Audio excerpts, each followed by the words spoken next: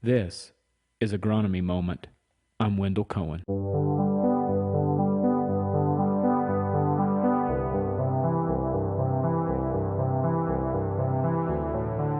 know, if anything, this 2-inch depth shallowed up enough that it's probably not quite deep enough.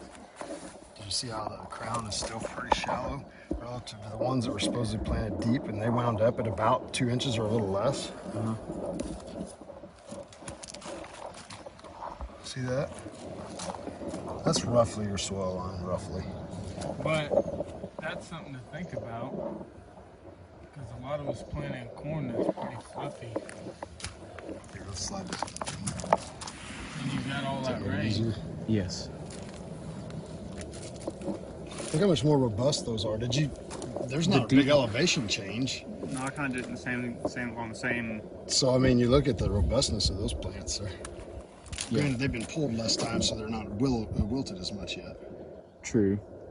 But yeah, but looking at the girth of the stem itself. Yeah, they're just healthier. The root masses are bigger on these deeper ones than the shallow. So, with that being said, Scott, do you think a lot of corn might have ended up a little shallow? Probably, yeah, it's selling.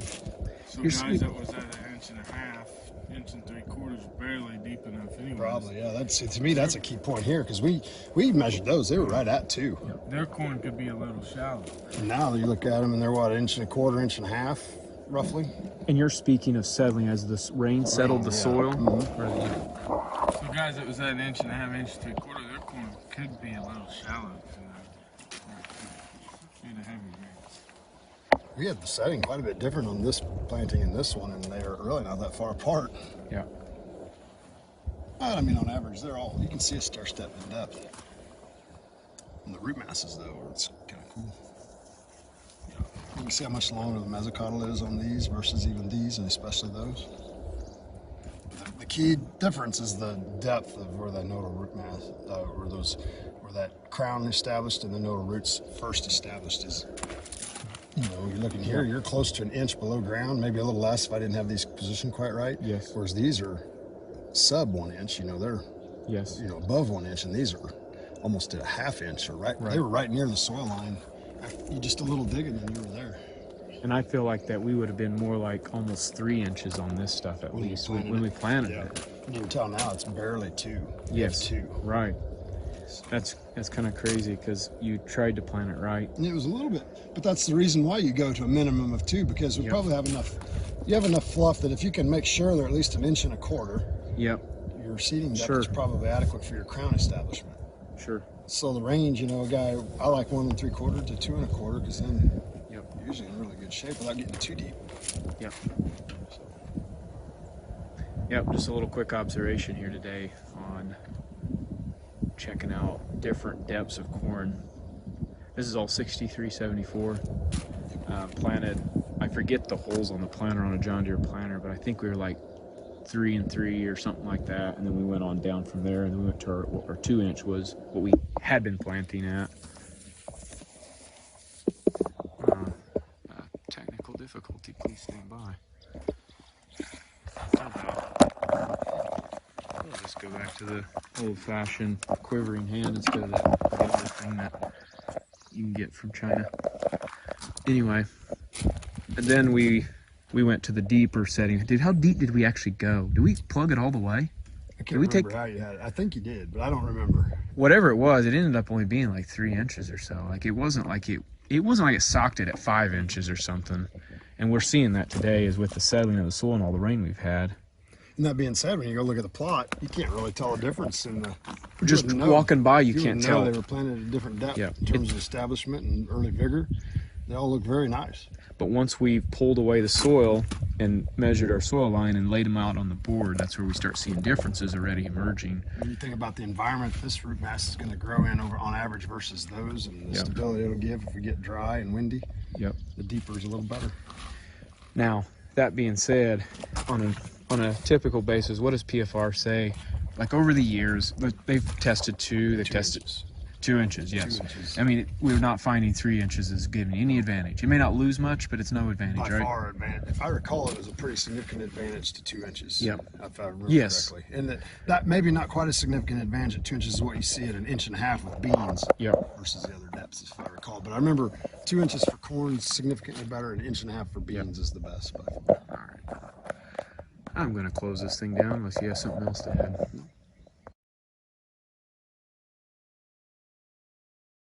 So the other thing that we wanted to share with you here is soybean populations on 30-inch rows, a really high pop versus a really low, and see if there's anything to this thought of more soybeans helping push through the soil to get you ultimately a better stand, by percentage, of course.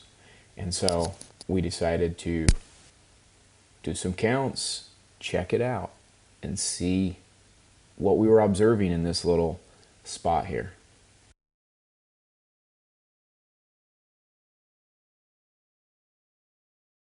So the theory that we had originally was just glancing at this plot, kind of pan the camera to show the difference between over there was 70 to 75,000. It's right around 75 You dropped planted. 70 there, right? I think it's actually 75, pretty close, 74. And this was 192 to 195 is what we dropped. And when we first glanced at the thing, my comment, your comment was, what were we thinking? Well, we hear people talking about having 30-inch rows and higher pops, the assistance each of the neighbors gives each other in pushing that soil up to emerge. And so we just ran some numbers here, and we ended up with a 75,000 drop. We averaged about 47 over there, so that's 63%. And on this side, we would have had, we count 172 average? Yes. Is that right? No, we had one. No. Well, this was 181. Yeah, it was 175 average. Yeah. And what was our drop? 192 to 200 somewhere. We tried for 200. If I use 175 average Yep. and a 192 drop, that's a 91% emergence. 91%. So we still did end up with Did see a better, bump.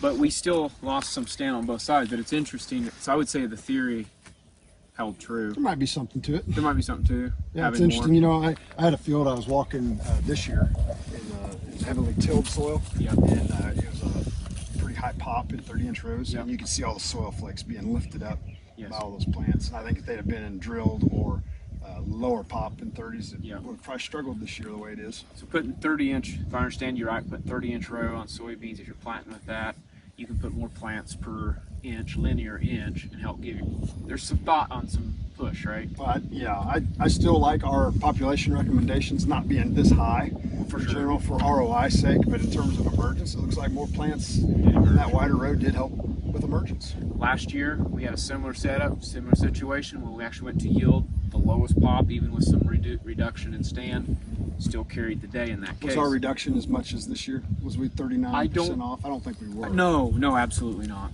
Okay. We would have probably been like a 10% off, something like that. So it'll be interesting to see what happens this year and see if we take this to yield and what all happens. Yeah, but visually, man, yes, take a picture of that. Yeah, it's shoot that down the road. Very big difference either side of the tape. There's average of 47 on the right, and 175 on the left, with a 192 to 200 drop on the left and about 75 on the right. So in a quick conclusion, it's interesting to see the corn depth, understanding how heavy rains can flatten soils and actually shallow up corn, and so why it's important to stay at that 2-inch depth, as well as observations in soybean populations where sometimes it looks like more pops at this point can help with some emergence. We need to balance, however, on the flip side of what that can do to us later on.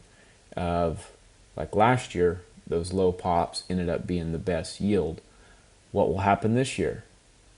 Conditions are a little different, obviously, and so we're going to continue to look at this and observe it.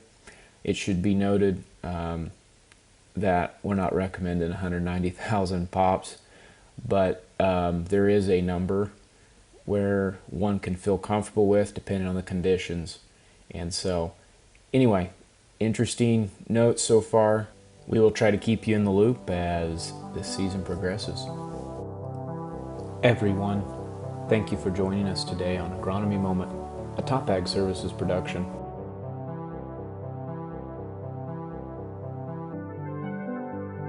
If you want alerts on what we are finding in the field, go to topagservices.com/signups to receive alerts, or subscribe to our YouTube channel. It is our goal to bring you the most recent and advanced information possible. If you have any questions or feedback, feel free to reach out to us anytime. We also ask you that you give us a like and follow our channel wherever you listen to your podcasts or watch these videos. This ultimately helps us reach more people like you.